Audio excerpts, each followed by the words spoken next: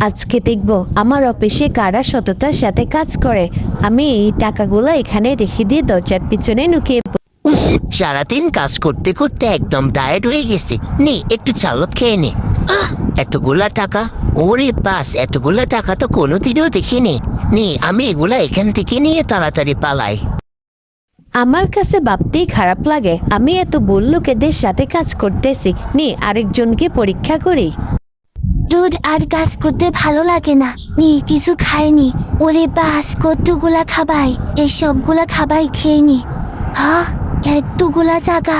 এই টাকাগুলো দিয়ে তো আমার বিশাল একটা মার্কেট হয়ে যাবে। নি আমি এগুলা নিয়ে তাড়াতাড়ি এখান থেকে পালাই।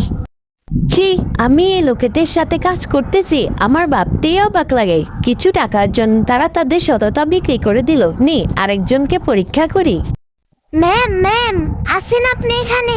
আরে কতগুলো খাবার যে, কত মজাদার খাবার! আহ, কি সুগন্ধ পাইতেছে এখান থেকে। মা, কি মজাদার খাবার! অনেক সুস্বাদু হবে মনে হয়। আরে এই টাকাগুলা কার? কে এই টাকাগুলো এখানে রেখে গেল? ম্যামকে তো দেখতেও পারতেছি না, মনে হয় এগুলা ম্যামেরই হবে। যাই নিয়ে যাই। আরে স্যার, তোমরা কি ম্যামকে দেখেছো? উফ, সর পকেটনি, তোদের মতো পকেটনির সাথে থাকলেও মেজাজটা গরম হয়ে যায়।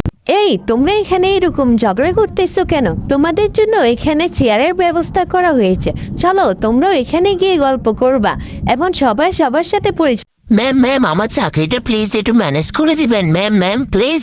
সরি, ওখানে আপনাদের চেয়ারের ব্যবস্থা করা হয়েছে, চলো না। তো বন্ধুরা,